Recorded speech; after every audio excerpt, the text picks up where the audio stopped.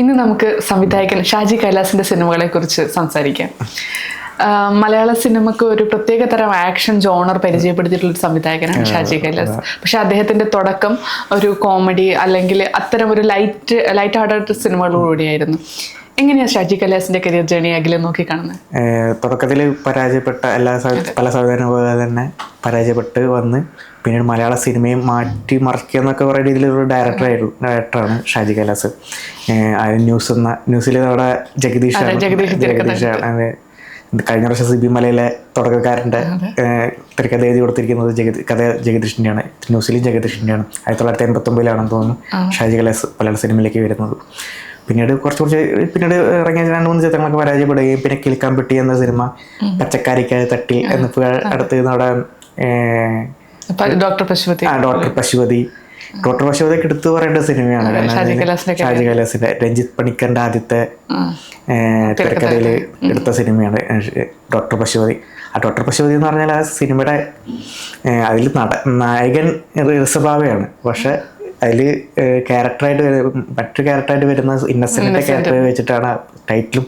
Cinema ഭയങ്കര രസമുള്ള സിനിമയാണ്. ഭയങ്കര എല്ലാവരും ഉണ്ട്. ഒരുപാട് റിപ്പീറ്റ് വാച്ച്. എനിക്ക് ഏറ്റവും ഇഷ്ടപ്പെട്ട ഷാജി കൈലാസ് സിനിമകൾ നോക്കുമ്പോൾ എനിക്ക് ഡോക്ടർ പശുപതി എന്ന് പറയേണ്ടി വരും. പക്ഷെ തലസ്ഥാനം മുതൽ ഷാജി കൈലാസിന്റെ സംവിധാനത്തിന്റെ ജോണർ അങ്ങ് മാറുമായിരുന്നു. തലസ്ഥാനമാണ് ഷാജി കൈലാസ് പുതിയൊരു ജോണർ മലയാള സിനിമ പരിചയപ്പെടുത്തി തന്നൊരു. നമുക്ക് ഇങ്ങനെ ഒരു സിനിമ എടുക്കാം എന്ന് മലയാളികൾ പഠിപ്പിച്ച ഒരു സംവിധായകൻ. ആക്ഷൻ, തീപ്പൊരി ഡയലോഗുകൾ, ജോഷിയോടൊപ്പം പിടിച്ച് നിൽക്കാൻ പറ്റുന്ന ഒരു ഡയലോഗുകളൊക്കെ. പിന്നീട് രഞ്ജിത്ത് പണിക്കറിന്റെ തിരക്കഥയിലെ വരുന്ന ഏകലവ്യൻ എന്ന സിനിമ എന്താ പറയാ മമ്മൂട്ടിക്കായിരുന്നു. പിന്നീട് അത് സുരേഷ് ഗോപി വരികയും അതിനുശേഷം സുരേഷ് ഗോപി വേറൊരു തലത്തിലേക്ക്. സുരേഷ് ഗോപിക്ക് ശരിക്കും ഒരു സ്റ്റാർഡം കൊടുത്ത സിനിമ ഏകലവ്യൻ. പിന്നെ ഞാൻ കേട്ട വേറൊരു കഥ, ഏകലവ്യൻ മലയാളത്തിൽ ഹിറ്റായിരുന്നു, പക്ഷെ അതിനേക്കാൾ ഹിറ്റായിരുന്നു തെലുങ്ക് സിനിമയിൽ ഒരു കുറെ ഓടിയിട്ടുള്ള സിനിമയാണ് ഏകലവ്യൻ എന്ന് കേട്ടിട്ടുണ്ട്. അതുപോലെ ഈ തെലുങ്കിലും അതുപോലെ ഹിറ്റായി, മലയാളത്തിൽ കുറച്ച് ആവറേജ് ഹിറ്റായി വരികയും തെലുങ്കിൽ ഭയങ്കര സൂപ്പർ ഹിറ്റായ ഒരു സിനിമയാണ് ഷാജി കൈലാസിന്റെ രുദ്രാക്ഷം എന്ന സിനിമ. അതിലാണ് ആനി ഒരു പ്രത്യേക സിനിമയാണ്. അന്ന് എനിക്ക് വേണമെങ്കിൽ പറയാം മലയാളത്തിലെ ഒരു റോഡ് മൂവി എന്ന അതിൽ സിനിമ നായകനും നായിക ഓടാണ്, വില്ലന്മാർ പുറകെ വരുന്നു, ഇവർ രണ്ടുപേരും ഓടുന്നു. ഇങ്ങനെ അത് രഞ്ജിത്തിന്റെ തിരക്കഥയിലാണ് രുദ്രാക്ഷം ഇറങ്ങുന്നത്. അതൊരു അത് ആ ജോണറിൽ പിന്നീട് കുറെ ഇംഗ്ലീഷ് സിനിമകളൊക്കെ ഇറങ്ങിയിട്ടുണ്ട്. ഇപ്പൊ അടുത്ത് ഞാനൊരു തോറിന്റെ നായകനായിട്ട് അഭിനയിച്ച ഒരു, അപ്പോൾ പുള്ളിക്കാരൻ ഇവിടെ ഇന്ത്യയിൽ വന്ന് ഒരു കുട്ടീനെ രക്ഷിച്ച് കൊണ്ടുപോകുന്നൊരു സീനാണ്. ഈ സിനിമ എനിക്ക് ഭയങ്കരമായിട്ട് ഇഷ്ടപ്പെട്ടു. കഥ രുദ്രാക്ഷത്തിന്റെ ഒരു ടച്ചാണ്. കാരണം കുട്ടീനെ രക്ഷപ്പെടുത്തി കൊണ്ടുപോകുന്ന അവിടെ ബാക്കിൽ കൂടെ എന്താ പറയുക വില്ലന്മാർ വരുന്നു, അവരിടിച്ചിടുന്നു, ഭയങ്കര മേക്കിങ്. പക്ഷെ അതുപോലെ തന്നെയാണ് രുദ്രാക്ഷത്തിൻ്റെ ഒരു വേശ്യാലയത്തിൽ നിന്ന് നായികയെ രക്ഷിച്ചു കൊണ്ടുപോകുന്ന നായകൻ, അവരെ പിറകെ പോകുന്ന കുറെ വില്ലന്മാര്, അവരെ ഇടിച്ചു തെറിപ്പിച്ച് പോകുന്ന ഒരു നായകൻ. ഒരു ഗംഭീര പടമാണ്. പക്ഷെ മലയാളത്തിൽ അത് എത്രത്തോളം വിജയിച്ചെന്ന് എനിക്കറിയില്ല. പക്ഷെ തെലുങ്കിൽ ഭയങ്കര സൂപ്പർ ഹിറ്റ് ആയ സിനിമയാണ് രുദ്രാക്ഷം. മലയാളത്തിലേക്ക് വന്നു കഴിഞ്ഞാൽ ഈ ആക്ഷൻ സിനിമകൾക്ക് എന്നുള്ളതല്ല, സുരേഷ് ഗോപി, മോഹൻലാൽ, മമ്മൂട്ടി ഇവർക്കൊക്കെ നല്ലൊരു പോലീസ് വേഷങ്ങൾ കൊടുത്തിട്ടുള്ളത് ഷാജി കൈലാസ് ആണ്. അതിൽ പ്രധാനം സുരേഷ് ഗോപി തന്നെയാണ്. ദ കമ്മീഷണർ എന്ന് പറഞ്ഞു കഴിഞ്ഞാൽ മലയാള സിനിമയിലെ ഏറ്റവും മികച്ച പോലീസ് സിനിമ ഏതാണെന്ന് ചോദിച്ചു കഴിഞ്ഞാൽ നമ്മളത് എടുത്തു വെക്കും. ഇപ്പൊ റീ റിലീസിന് വരുന്നുണ്ട്. അതുപോലെ നായകന്മാർക്ക് കൊടുക്കുന്ന അതേ പ്രാധാന്യം തന്നെ വില്ലന്മാർക്കും ഷാജി കൈലാസ് നൽകിയിട്ടുണ്ടെന്നുള്ളത് FIR പോലുള്ള സിനിമകൾ ഉദാഹരണമാണ്. കാരണം ആ സിനിമയിലെ നായകന് കൊടുത്തിട്ടുള്ള ഒരു ഇൻട്രോ സോങ് ഒക്കെ ഭയങ്കര ട്രെൻഡിങ് ആയിരുന്നല്ലോ. അതിൽ ഇൻട്രോ സോങ്, അതിൽ ആ ബാക്ക്ഗ്രൗണ്ട് സ്കോർ രാജാമണിയാണ് ചെയ്തത്. ഷാജി കൈലാസിന്റെ മിക്ക സിനിമകളിലും ബാക്ക്ഗ്രൗണ്ട് സ്കോർ അല്ലെങ്കിൽ മ്യൂസിക് ഡയറക്ടർ ചെയ്തിരിക്കുന്നത് രാജാമണിയാണ്. അദ്ദേഹം മരിച്ചുപോയി. അപ്പോൾ അതിൽ ആ മ്യൂസിക് പുള്ളിക്കാരെങ്ങനെ ഏതൊരു ഇതുപോലെ അതിലെടുക്ക കരടിയുടെ കൊരങ്ങിന്റെ ബൊമ്മയുടെ ഇതിൽ നിന്നാണ് ശബ്ദം കേൾക്കുന്നത്. അപ്പം ഇതുപോലെ തന്നെ ഷാജി കൈലാസ് ഏതൊരു ഇതിൽ പോയപ്പോൾ ഇങ്ങനെ ബൊമ്മയുടെ ഉള്ളിൽ നിന്ന് ശബ്ദം കേട്ടിട്ട് അതേ ബൊമ്മ എടുത്ത് നേരെ പോയിട്ട് രാജാമണിയുടെ അടുത്ത് കൊണ്ടുപോയിട്ട് എനിക്ക് ഇതുപോലത്തെ ഒരു ബാക്ക്ഗ്രൗണ്ട് സ്കോറാണ് വേണ്ടത്. അങ്ങനെ പുള്ളിക്കാരൻ ചെയ്തത് അത് ഇപ്പോഴും ഹിറ്റാണ്. ഒരു സുന്ദരനായ വില്ലൻ അത് വേണമെന്ന് നിർബന്ധമായിരുന്നു. നായകനെ വെച്ച് സ്റ്റൈലിഷ് ആയിരിക്കണം പറഞ്ഞിട്ടാണ് അതിലേക്ക് വന്നത്. അപ്പൊ നമ്മള് നായകൻ സ്ട്രോങ് ആയിരിക്കുമ്പോഴാണല്ലോ, വില്ലൻ സ്ട്രോങ് ആയിരിക്കുമ്പോഴാണല്ലോ നായകൻ സ്ട്രോങ് ആകുന്നത്. ഏകലവ്യൻ എന്ന സിനിമ മമ്മൂട്ടിക്ക് വന്നത്, അത് ഈ ധ്രുവം കണ്ട ശേഷമാണ് ഇയാളെ ഇങ്ങനെ വെച്ച് ചെയ്യാം, സുരേഷ് ഗോപി എന്ന നടനെ ഇങ്ങനെ വെച്ച് ചെയ്താൽ നന്നായിരിക്കും. അപ്പോൾ ഷാജി കൈലാസ് സിനിമ കണ്ടിട്ട് ധ്രുവത്തിൻ്റെ ഒപ്പം നിന്ന് ശ്രദ്ധിച്ചൊരു ആക്ടറാണ് സുരേഷ് ഗോപി. അതിൽ നമുക്ക് ധ്രുവത്തിൽ നിന്ന് സുരേഷ് ഗോപി ശ്രദ്ധിക്കപ്പെട്ട ഒരു ക്യാരക്ടറാണ്. അങ്ങനെയാണ് മമ്മൂട്ടിക്ക് പറ്റില്ല എന്ന് പറഞ്ഞപ്പോഴാണ് നേരെ സുരേഷ് ഗോപി. അത് സുരേഷ് ഗോപിന്റെ റേഞ്ച് തന്നെ മാറ്റിക്കളഞ്ഞു മൊത്തത്തിലുള്ളത്. അതുപോലെ പറയുന്നത് വെച്ച് കഴിഞ്ഞാൽ നായകന്മാർക്ക് കൊടുക്കുന്ന ഒരു ഇൻട്രൊഡക്ഷൻ ഉണ്ടല്ലോ, അതായത് ഈ ഹീറോയിസം എന്ന് പറഞ്ഞു കഴിഞ്ഞാൽ ആഘോഷിക്കുന്നത് ഷാജി കൈലാസ് സിനിമകളിലാണ്. ഇപ്പൊ നോർമൽ ആയിട്ടുള്ള ഒരാളാണ് നായകൻ എന്നുള്ളതല്ല, നായകൻ ഒരു അതിലപ്പുറത്തേക്കുള്ള ഒരു പരിവേഷം ഷാജി കൈലാസ് സിനിമകളിൽ. അതിപ്പോ ഇൻട്രൊഡക്ഷൻ മുതൽ ഇപ്പൊ മോഹൻലാലിന്റെ സിനിമകൾ എടുക്കാം, താണ്ഡവം, നരസിംഹം പോലെയുള്ള സിനിമകളിൽ കൊടുക്കുന്ന ഒരു ഇൻട്രോ പഞ്ച് ഉണ്ടല്ലോ, അത് ഭയങ്കര ഗംഭീരായിരിക്കും. അവിടെ തന്നെ നമുക്ക് ആ നായകനെ എടുത്തുകൊണ്ടുപോകാൻ തോന്നും, അത്രയും ഹൈപ്പിൽ കൊടുക്കും. പിന്നെയാണ് ബേസ് ഉണ്ടാക്കിയെടുക്കുന്നത്. അപ്പൊ ആ ഒരു ഇൻട്രോ സോങ് ഒക്കെ നേരത്തെ പറഞ്ഞല്ലോ, രാജാമണി പോലെയുള്ള ആൾക്കാരുടെ ആ ഒരു ഈ സോങ്ങിന്റെ ഒരു പവർ ഒക്കെ വരുമല്ലോ, അതൊക്കെ ഈ സിനിമ എടുക്കും. ഇപ്പൊ താണ്ഡവം പോലെയുള്ള സിനിമ എനിക്ക് ഭയങ്കര ഇഷ്ടമാണ്. ഇപ്പം ഇൻട്രോയിലല്ല, താണ്ഡവത്തിൻ്റെത് ആ ചേട്ടൻ മരിക്കുന്ന സമയത്തുള്ള, അതായത് നായകന്മാരുടെ എല്ലാ മാനറിസവും എല്ലാ ആംഗിളിൽ നിന്നും ഷാജി കൈലാസ് ഒപ്പിയെടുക്കുന്നതായിട്ട് കാണാം. ഇപ്പൊ മോഹൻലാലിന്റെ കുറെ മാനറിസങ്ങള് ഷാജി കൈലാസ് സിനിമകളിലാണ് നമ്മൾ കണ്ടിട്ടുള്ളത്. ഇപ്പൊ കയ്യില് താളം പിടിക്കുന്നത്, ചെരുപ്പ് അഴിച്ചിട്ട് അടിക്കാൻ പോകുന്നത്, വാച്ച്, അങ്ങനെ കുറെ മാനറിസങ്ങള് ഷാജി കൈലാസ് നല്ല രീതിയിൽ ഉപയോഗിച്ചിട്ട് പുള്ളിക്കാരൻ ഇപ്പോൾ ഷൂട്ട് എടുക്കുന്ന മുന്നേ തന്നെ ഇങ്ങനെ പ്രാക്ടീസ് ഇതൊക്കെ ചെയ്യുന്നുണ്ട്. അപ്പോൾ അവരുടെ കയ്യിൽ എന്തെങ്കിലും ക്ലാസ്സോ എന്തെങ്കിലും വേറെ വടി എന്തെങ്കിലും പിടിച്ചിട്ടൊക്കെ ഉണ്ടാവും, അല്ലെങ്കിൽ പേന, ഇതൊക്കെ അവർ ഷോട്ട് എടുക്കുന്ന മുന്നേ തന്നെ ഇങ്ങനെ എന്തെങ്കിലുമൊക്കെ ചെയ്തുകൊണ്ടിരിക്കുകയായിരിക്കും, തിരിച്ചുകൊണ്ടിരിക്കുകയായിരിക്കും. ഇപ്പം നാട്ടുരാജ വന്ന സിനിമയിൽ മോഹൻലാൽ ഇങ്ങനെ മദ്യത്തിന്റെ ഗ്ലാസ് ഇങ്ങനെ നെഞ്ചിലിങ്ങനെ അതിങ്ങനെ ഷോട്ട് എടുക്കുന്ന മുന്നേ പുള്ളിക്കാരൻ വെറുതെ ചെയ്യുന്നതാണ്. ഇതൊരു നരസിംഹം എന്ന സിനിമയിൽ ഭാസ്കരനെ ചന്തയിൽ ഇടിച്ചിട്ട് അടിക്കുമ്പോൾ പക്ഷേ താഴെ നിന്ന് ക്യാമറ വെക്കുമ്പോൾ മോഹൻലാൽ അറിയാതെ ഇങ്ങനെ കാല് തിരിക്കുന്ന സീനുണ്ട്. അപ്പോൾ ഇത് പുള്ളിക്കാരൻ ഇഷ്ടപ്പെട്ടിട്ട് ലാൽ സാറേ ഇങ്ങനെ ചെയ്യണം, അല്ലെങ്കിൽ അങ്ങനെ പുള്ളിക്കാരൻ എടുക്കുകയാണ്. പിന്നെ ബേസിക്കലി ഞാനൊരു വിഷ്വൽ എഡിറ്റർ ആണല്ലോ.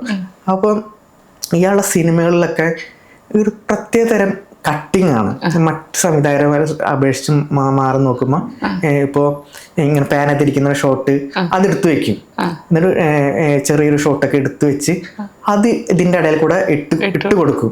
അപ്പോഴൊരു മാസ് ഒരു നമുക്ക് ഫീൽ ആവും, മാസ് ഫീൽ ആവും. ഡയലോഗ്സിന്റെ ഇടയിൽ ഇങ്ങനെ ഇട്ടിട്ട് കൊടുത്ത് ടൈഗറിലൊക്കെ ഇത് കാണാം സാർ. ടൈഗറിൽ അത് ദി ട്രൂത്ത് ഒക്കെ നന്നായിട്ട് ശ്രദ്ധിക്കാൻ പറ്റുന്നുണ്ട്. അതുപോലെ തന്നെയുള്ള കുട്ടി കുട്ടി ഡയലോഗുകൾ, വാക്കസ്തേ, മോനെ ദിനേശ, നീ ചെറിയ നിനക്കൊന്നും മനസ്സിലാവില്ല, നീ ചെറിയ കുട്ടിയാണെന്നുള്ള നാട്ടുരാജാവിന്റെ ഡയലോഗ്. ഇതുപോലെ വാക്കസ്തേ ഞാൻ കേട്ടിട്ടുള്ളത് മോഹൻലാലിന്റെ അടുത്ത് വന്ന ഒരു ആരാധകൻ ഫാൻസിന്റെ അടുത്ത് നിന്ന് കിട്ടിയ ഒരു വാക്കാണ്. അത് എങ്ങനെ സിനിമയിലേക്ക് കൊണ്ടുവന്നു എന്നുള്ളതാണ് സംവിധായകന്റെ നിരീക്ഷണം എന്ന് പറയുന്നത്. ഇപ്പോഴും ഷാജി കൈലാസ് സിനിമകളുടെ ഡയലോഗ്സുകൾ ഇപ്പോഴും ആൾക്കാർ പറഞ്ഞു നടക്കുന്നുണ്ട്. സുരേഷ് ഗോപിയുടെ കമ്മീഷണറിലെ ഡയലോഗുകളാണെങ്കിലും നരസിംഹത്തിലാണെങ്കിലും പിന്നെ വല്യാട്ടൻ ഇപ്പോഴും അത് പറഞ്ഞുകൊണ്ട് നടക്കാന്ന് പറഞ്ഞു കഴിഞ്ഞാൽ ഇപ്പൊ ഷാജി കൈലാസ് ഇപ്പൊ അടുത്തിറങ്ങിയ പല ചിത്രങ്ങളും പരാജയപ്പെട്ടിട്ടുള്ളൊരു സംവിധായകനാണ്. ഇപ്പോൾ അടുത്തൊരു സിനിമ ജോജിനെ വെച്ചിട്ട് ഇറങ്ങുന്നുണ്ടെന്ന് തോന്നുന്നു. അപ്പോൾ ഇപ്പോഴും അത് പറയുന്നുണ്ടെങ്കിൽ അതൊരു അദ്ദേഹത്തിന്റെ വലിയൊരു വിജയമായിട്ട്. ഇന്നത്തെ ജനറേഷൻ അദ്ദേഹത്തിന് എത്രത്തോളം അറിയില്ലെങ്കിലും ഒരു ജനറേഷൻ ആഘോഷിച്ചൊരു നായകനും സംവിധായകനാണ് അദ്ദേഹം. അത്രയും നല്ല നായകന്മാരെ നമുക്ക് തന്നിട്ടുണ്ട്.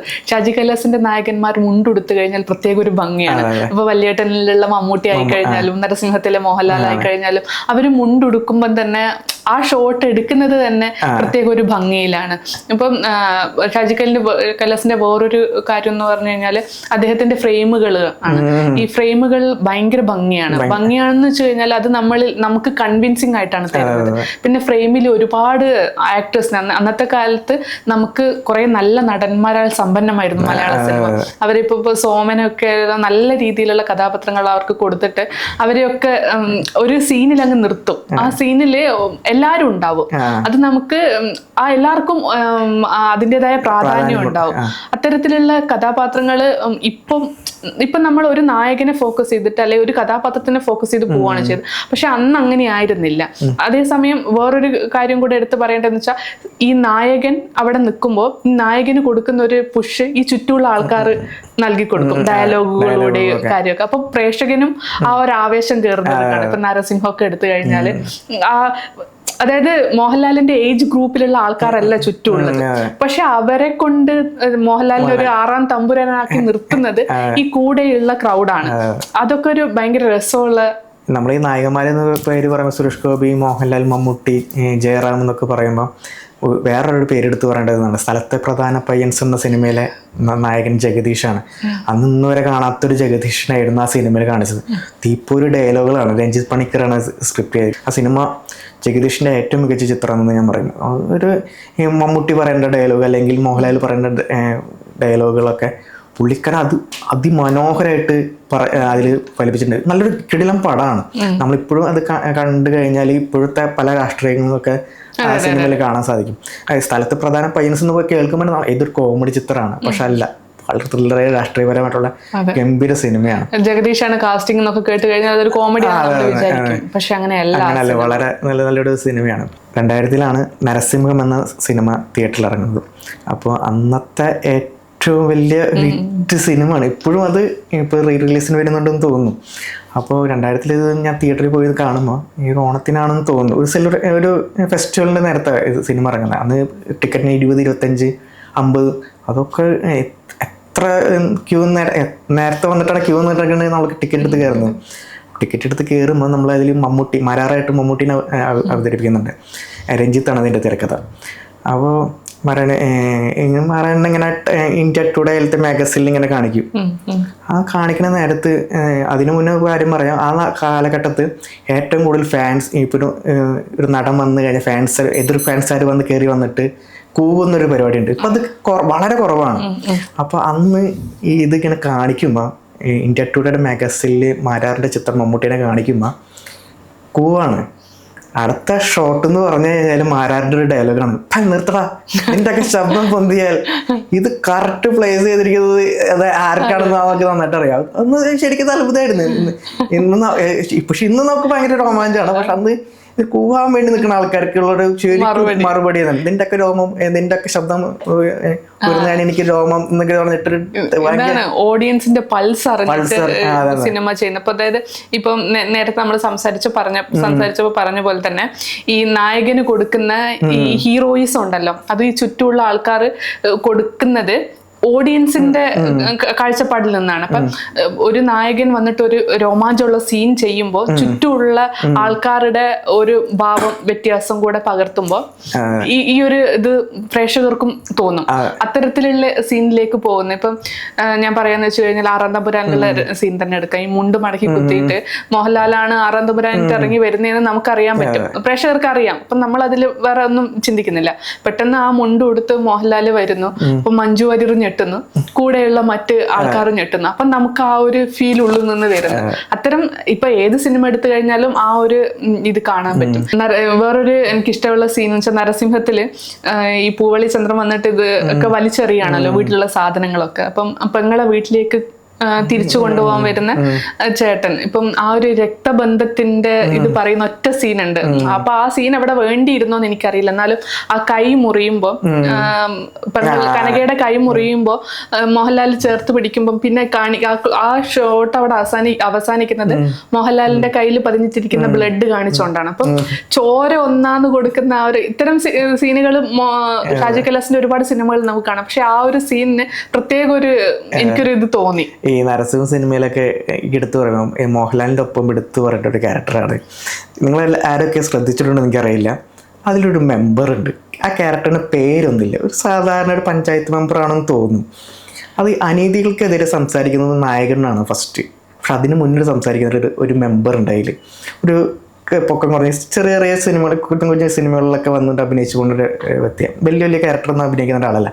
ആൾ വന്നിട്ട് ഇങ്ങനെ വയ്ക്കും, പവിത്രൻ സാർ ഇതൊക്കെ ചെയ്യുന്ന തെറ്റല്ലേ, ഒരു പാവപ്പെട്ട കുട്ടീനെ എന്താ അപ്പോൾ അടുത്തത് അടിക്കണതാണ്, ഇയാളെ പിടിച്ച് അടിക്കുന്നതാണ്. അതുപോലെ തന്നെ ഈ അനിയത്തി വന്നിട്ട് പൂവള്ളി ഇന്ത്യ ചൂടൻ്റെ വീടിന് മുറ്റത്ത് സമരം നടത്തുമ്പോൾ ഇയാൾ വീണ്ടും വരും. ഈ സമൂഹത്തിൽ ഉന്നതരായിരിക്കുന്ന ആൾക്കാരെ ഇങ്ങനെ ചെയ്യുന്ന തെറ്റല്ലേ എന്താ, അപ്പോഴും അയാൾ അടിക്കും. അത് ഈ ഇന്ത്യ ചൂടൻ്റെ ഒപ്പം തന്നെ എടുത്തു പറയേണ്ട ഒരു ക്യാരക്ടറാണ്. കാരണം തെറ്റുകൾക്കെതിരെ ചൂണ്ടിക്കാണിക്കുന്ന ആ നാട്ടിൽ ആകെ രണ്ട് വ്യക്തികളുള്ളൂ. അത് ഈ മെമ്പറും ഒന്ന് മറ്റൊന്ന് പൂളി ഇന്ത്യ ചൂടും. പക്ഷെ നമ്മൾ പൂളി ഇന്ത്യ ചൂടിനെ മാത്രം പൊക്കിയടിക്കും. പക്ഷെ ഞാൻ ഈ മെമ്പറിനെ കൂടി കൂട്ടിച്ചേർക്കുന്ന ഒരാളാണ്. അല്ലേ? ഞാനിപ്പോ പറഞ്ഞപ്പോഴാണ് ആ സീനില്, ഈ പെങ്ങളുടെ സീനില് അദ്ദേഹം വരുന്നുണ്ട്. കാരണം അയാൾ അടിക്കുമില്ലേ നമുക്ക് ചിരി വരും. കാരണം ഇയാള് അടി കിട്ടുമ്പോ അയ്യോ അയ്യോ എന്ന് പറഞ്ഞിട്ട് അതിന് പ്രത്യേകതയില്ല. പിന്നെ ഈ നമ്മൾ എടുത്തു പറയുമ്പോൾ മലയാള സിനിമ ഈ ഷാജി കൈലാസ് എടുത്തു പറയുമ്പോൾ നമ്മൾ ഒരു ആക്ടർ എടുത്തു പറഞ്ഞിട്ടുണ്ട്, ഭീമൻ രഘു. കാരണം ഓഫ് സ്ക്രീനിൽ എന്തായിക്കോട്ടെ, പക്ഷെ സ്ക്രീനിലാണ് ഒരു മികച്ച ആക്ടറാണ്. നല്ല നല്ല ക്യാരക്ടേഴ്സ് FIR-ലാണെങ്കിലും ഈ എന്താ പറയുക വലിയേട്ടൻ, നരസിംഹം, ഇപ്പോൾ ഒരു മിമിക്രി എടുക്കാൻ ഒരാളെടുക്കാൻ പറഞ്ഞു കഴിഞ്ഞാൽ വരണം ഇഷ്ടത്തെ ചൂടാൻ എപ്പോഴും തുടങ്ങിയ ഏതൊരു മിമിക്കാരെടുത്ത ഈ വരണം ഇഷ്ടം ചൂടൻ തുടങ്ങിയാൽ ഭീമൻ രഘുവിന്റെ ശബ്ദം എടുക്കാൻ പറ്റുള്ള അവസ്ഥ. വിനാശകാല വിപരീത ബുദ്ധി. ഞാനിപ്പോൾ പണ്ടൊക്കെ മിമിക്രി ചെയ്യുമ്പോൾ എൻ്റെ കൂടെ മിമിക്രി കുട്ടികളൊക്കെ അടുത്തതായി ഭീമൻ രഘു വരണം എന്തുകൂടെ ചെസ്റ്റ് നമ്പർ 102 അവനും വരണം എന്ത് ഇത് തന്നെയാണ് എല്ലാവരും ചെയ്തുകൊണ്ടിരിക്കുന്നത്. അപ്പൊ ഭീമൻ രഘു ഇദ്ദേഹത്തിന്റെ ഇപ്പോഴും ആൾക്കാർ അത് ചെയ്തുകൊണ്ടിരിക്കുന്ന ഒരു സംഭവം അല്ല. അദ്ദേഹത്തിന്റെ സിനിമകളിൽ സ്ഥിരം കണ്ടുകൊണ്ടിരിക്കുന്ന കുറെ കഥാപാത്രങ്ങളുണ്ട്. NF വർഗീസ് ഉണ്ട്, ജനാർദ്ദനൻ ഉണ്ട്, അങ്ങനെ കുറെ കഥാപാത്രങ്ങളുണ്ട്. പിന്നെ ഈ പറയുന്ന വെച്ച് കഴിഞ്ഞാൽ നായികമാർക്ക് അദ്ദേഹം കൊടുക്കുന്ന പ്രാധാന്യം എനിക്ക് കുറച്ചൊരു നെഗറ്റീവായിട്ട് ഫീൽ ചെയ്തിരിക്കുന്നത് സ്ത്രീ കഥാപാത്രങ്ങൾക്ക്. ഇപ്പൊ തിരക്കഥാകൃത്ത് അദ്ദേഹം അല്ല എങ്കിൽ പോലും അദ്ദേഹത്തിന്റെ സിനിമകളിൽ കാണുന്നോണ്ട് നമ്മൾ പറയാനല്ലോ വളരെ അധികം നെഗറ്റീവ് ആയിട്ടുള്ള ഡബിൾ മീനിങ്. ഇപ്പൊ കമ്മീഷണറിലെ ഒരു രംഗം, ഈ ഓർമ്മയുണ്ടോ ഈ മുഖം എന്ന് ചോദിക്കുന്ന ആ സീനിലുള്ള ഒരു ഡയലോഗ് എനിക്ക് വളരെയധികം ഭയങ്കരമായിട്ട് ഫീൽ ചെയ്തു. എന്നുവെച്ചാൽ അതിനകത്തുള്ള നോട്ടം കൊണ്ട് പോലും അത് കൺവേ ചെയ്യുന്നുണ്ട് ഈ സ്ത്രീയോട് സംസാരിക്കുന്ന ഒരു രീതി. അവരുടെ ക്യാരക്ടറിനെ കുറിച്ച് പറയുന്നതായിരിക്കാം, പക്ഷെ കുറച്ചുകൂടി മാന്യമായിട്ടുള്ള ഒരു ലാംഗ്വേജ് ഉപയോഗിക്കായിരുന്നു.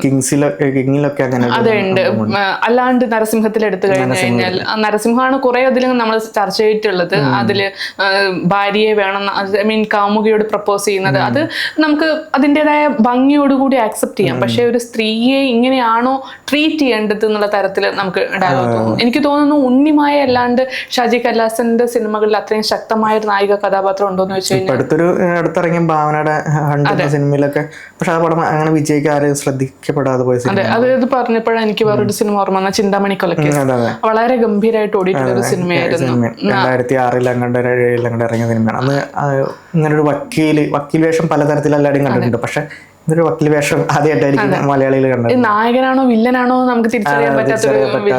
ഇപ്പം നെഗറ്റീവ് ചെയ്ത ആൾക്കാരോടൊപ്പം അവരെ രക്ഷിച്ചിട്ട് അവരെ കൊല്ലുന്നു എന്നുള്ളതുകൊണ്ട് കാണുന്ന നമ്മൾ സംതൃപ്തരായിരിക്കും. പക്ഷെ അത് ശരിയാണോ? നിയമത്തിന്റെ കുപ്പായം അണിഞ്ഞിട്ട് ഇങ്ങനെ ഒന്ന് ചെയ്യുന്നത് നമുക്കിപ്പം ഇപ്പൊ ആളൂരിനെ പോലെയുള്ള ക്രിമിനൽ ലോയേഴ്സിനെയൊക്കെ വളരെയധികം ഇപ്പം പൊതുസമൂഹം എതിർത്തിട്ടുണ്ടായിരുന്നു. അപ്പൊ അങ്ങനെ ഒരു കഥാപാത്രമായിരുന്നു ചിന്താമണി കൊലക്കേസിൽ സുരേഷ് ഗോപി. പക്ഷെ ആ കഥാപാത്രത്തെ പ്രേക്ഷകർ അംഗീകരിച്ചു.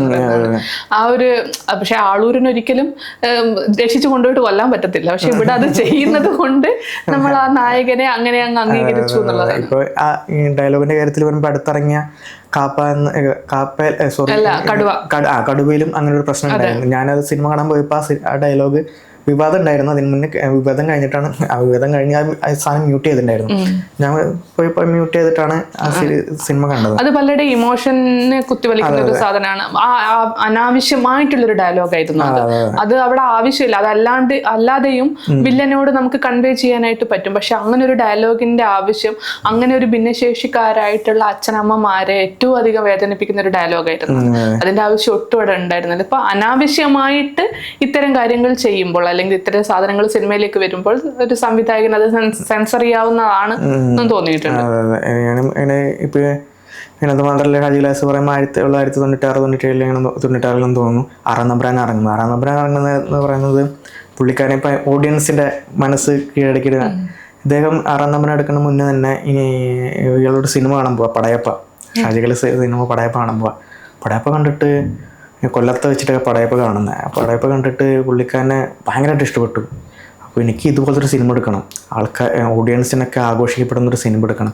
അങ്ങനെയാണ് ഈ സിനിമ എടുക്കുന്നത്, 6-ാം നമ്പർ എടുക്കുന്നത്.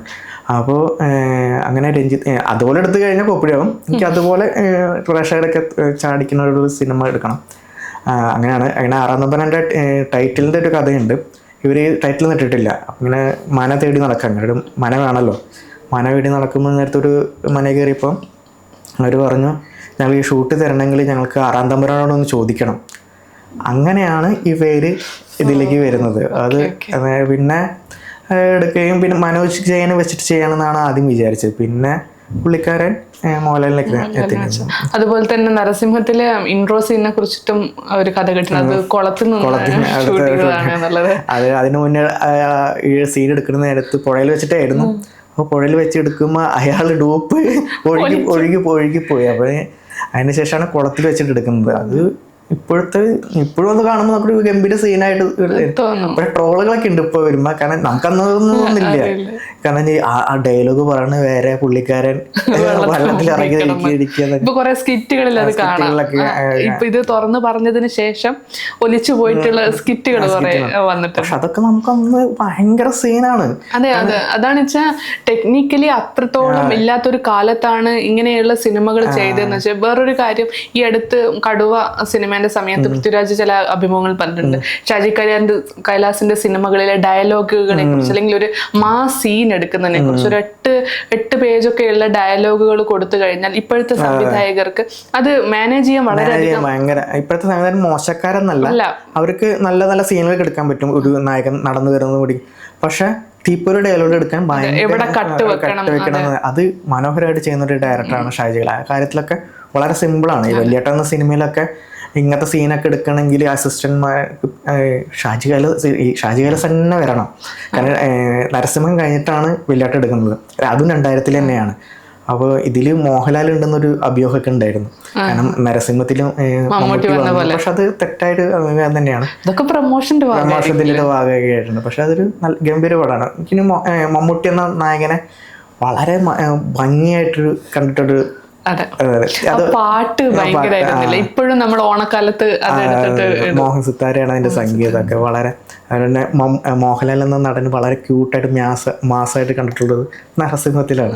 ഇയാളുടെ നായകന്മാരൊക്കെ പ്രത്യേക ഭംഗിയായിരിക്കും. അതാണ് ഞാൻ പറഞ്ഞത് നേരത്തെ, മുണ്ടെടുത്ത് വന്നു കഴിഞ്ഞാൽ ഷാജി കൈലാസിന്റെ നായകന്മാർക്ക് പ്രത്യേക ഭംഗിയാണ്. എനിക്ക് പക്ഷെ താണ്ഡവത്തിലുള്ള പരാജയമാണെങ്കിൽ പോലും താണ്ഡവത്തിലെ പാട്ടുകളും ചില സീനുകളും ഭയങ്കരമായിട്ട് ഇഷ്ടമാണ്. അതുപോലെ നരസിംഹത്തിലെയും ഇഷ്ടമാണ്, ആറാം തമ്പുരാനിൽ പ്രത്യേകിച്ച് ഇഷ്ടമാണ്. അപ്പൊ ഏത് സിനിമ എടുക്കണം വെച്ചാൽ, അതായത് നായകന്മാർ ഇങ്ങനെ മുണ്ടെടുത്തിട്ടും വരുന്നുണ്ട്, അല്ലാണ്ട് കോട്ട് സൂട്ടിട്ടിട്ടും വരുന്ന, അല്ലെങ്കിൽ പോലീസ് വേഷത്തിൽ മാഫിയ തലസ്ഥാനം, ദ ട്രൂത്തും ഉണ്ട്, ദ കിങ്ങും ഉണ്ട്. അപ്പൊ അങ്ങനെയുള്ള കഥാപാത്രങ്ങളും ഉണ്ട്. അപ്പൊ നായകന്മാരുടെ ലുക്ക് എന്താണെന്നല്ല, ആ ലുക്ക് വെച്ചിട്ട് അതിനെ എങ്ങനെ മാസായി കൊണ്ടുവരുന്നത്. ഇപ്പൊ ഏത് ട്രൂത്തിലാണെന്നൊന്നും മമ്മൂട്ടി എങ്ങനെ ചെയ്യണത്. അപ്പൊ ഈ സംഭവം ആദ്യം ഷാജി കൈലാസ് ഇങ്ങനെ പറഞ്ഞു. ആദ്യം പറഞ്ഞു കഴിഞ്ഞാൽ അംഗീകരിക്കുന്ന ഒരു മനുഷ്യനല്ല മമ്മൂട്ടി. ഇപ്പോൾ ഹിറ്റ്ലർ എന്ന സിനിമ എടുത്തു കഴിഞ്ഞാൽ അതിൽ ഹെയർ സ്റ്റൈൽ വേറെ തരത്തിലാണ്. അപ്പോൾ ലാല് ആണ് അതിൻ്റെ പ്രൊഡ്യൂസർ പറഞ്ഞു ഇങ്ങനെ വേണം. പുള്ളിക്കാരൻ ആദ്യം സമ്മതിച്ചില്ല. പിന്നെ ഷൂട്ട് ടേക്ക് എടുക്കാൻ പോകുന്ന നേരത്താണ് ചെയ്യുന്നത്. അതുപോലെ തന്നെ ഈ സിനിമയിൽ ഇങ്ങനെ ഒരു സംഭവം ചെയ്യണം എന്ന് പറഞ്ഞപ്പോൾ പുള്ളിക്കാരൻ ആദ്യം സമ്മതിച്ചില്ല. പിന്നെ എടുത്തു കഴിഞ്ഞപ്പോഴാണ് ഇങ്ങനെ സംഭവം. അത് ഭയങ്കര മാനറിസങ്ങളെല്ലാം ഹിറ്റാക്കി കൊണ്ടുവരുന്നത്. പുള്ളിക്കാരൻ ഭയങ്കര എല്ലാവരും നന്നായിട്ട് നോക്കി അത് സ്ക്രീനിൽ കൊണ്ടുവരാൻ ശ്രമിക്കുന്നവരെ. അത് സംവിധായകന്റെ നിരീക്ഷണമാണ്. തന്റെ നായകന്മാർ എങ്ങനെയാണ് എന്നതിന്റെ ഒരു നിരീക്ഷണമാണ്. അപ്പൊ ഇങ്ങനെ എല്ലാ കാലത്തും ഓർക്കാൻ പറ്റുന്ന നല്ല നല്ല സിനിമകൾ നമുക്ക് തന്നിട്ടുള്ള സംവിധായകനാണ് ഷാജി കൈലാസ്. അദ്ദേഹത്തിൽ നിന്ന് ഇനിയും ഇതുപോലെ മാസായിട്ടുള്ള ക്ലാസ് ആയിട്ടുള്ള സിനിമകൾ മലയാളികൾ പ്രതീക്ഷിക്കുന്നുണ്ട്. വരവ് അതുപോലെ ഒരു സിനിമയാവട്ടെ എന്ന് പ്രതീക്ഷിക്കാം. നമുക്ക് മറ്റൊരു സംവിധായകന്റെ വിശേഷങ്ങളുമായി അടുത്താഴ്ച സംസാരിക്കാം. സമയം മലയാളം വാർത്തകൾ ഇനി ടൈംസ് ഓഫ് ഇന്ത്യ സൂപ്പർ ആപ്പിലും. ഇതിനായി പ്ലേ സ്റ്റോറിൽ നിന്നോ ആപ്പ് സ്റ്റോറിൽ നിന്നോ times of India app install ചെയ്യൂ. മലയാളം ഭാഷ തിരഞ്ഞെടുക്കൂ. വാർത്തകൾ ആസ്വദിക്കാം. എല്ലാം ഇനി സമയത്തിൽ.